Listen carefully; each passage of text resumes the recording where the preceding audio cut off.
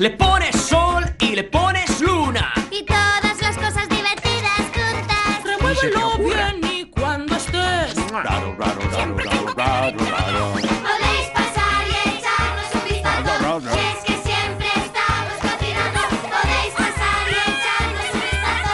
Y es que siempre estamos cocinando, sí.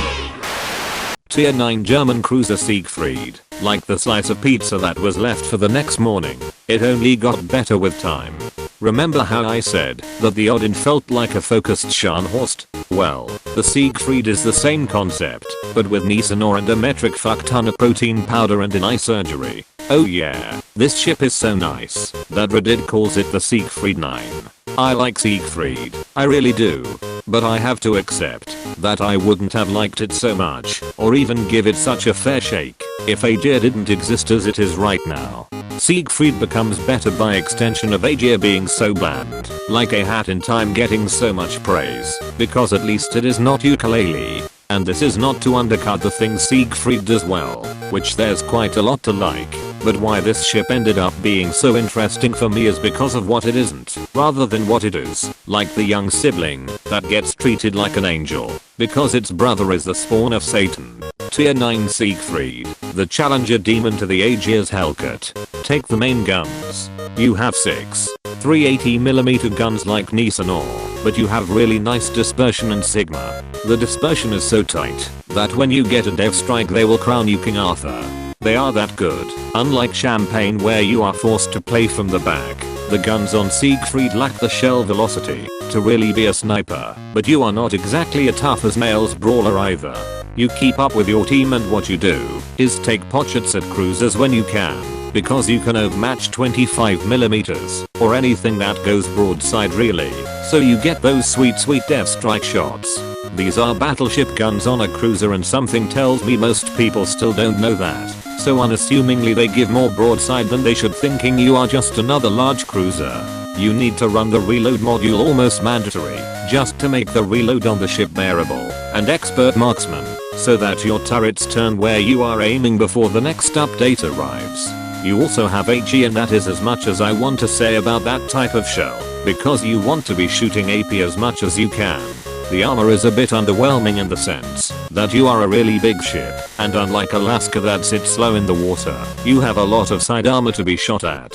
You don't want to get focus fired on this thing. You don't have enough HP or armor to really withstand heavy enemy fire. You can take on 1 or 2 enemies at once, but no more. This is not a battleship after all. Just like Aegir, you have a high chance of getting citadeled compared to a German battleship. Tier 9 Siegfried, the ship for you if you chose Chikorita as a kid. And then we have the secondaries, and here I go back to comparing to Aegir. These secondaries would not look as good as they do by themselves, but by virtue of having usable secondaries unlike Aegir they get extra points. You have 1 less turret per side than Aegir, and they don't have GZ dispersion, but at least you can get them up to 11.5 kilometers of range and a good rate of fire with 32mm of pen. You are not exactly going to melt ships with them, but they are going to help you out when you want to push into someone with your main guns. And let's not forget that you can get this ship down to 11.9 kilometers of concealment, which is incredible for a battle cruiser. So by the time you get spotted the secondaries are ready to work just like in Odin. Very gratifying gamma play, and I think everyone that gets this ship is bound to have a good time, because nothing spells out 2020 better than dabbing on tier 7 battleships with your tier 9th cruiser secondaries. Tier 9 Siegfried, the official ship of winning a race, because everyone else was disqualified.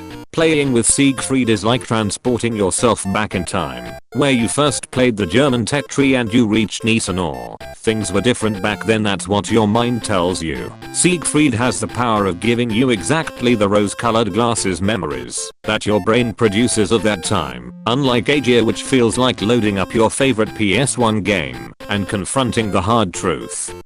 That time has passed, and the unobtainable bliss of the past can't be recovered anymore. There's a point to be made that we will never experience things again for the first time, so the second best thing is trying to relive them through our memories of it. But the point of boomeranging your way to the past is that at some point you always come back to the present, and the measure in which you learn from that trip is what takes you from kid to adult. Siegfried accepts that the world has changed, and now it's only a matter if we can look into the past and come back to give the present a chance. Have a good day everyone.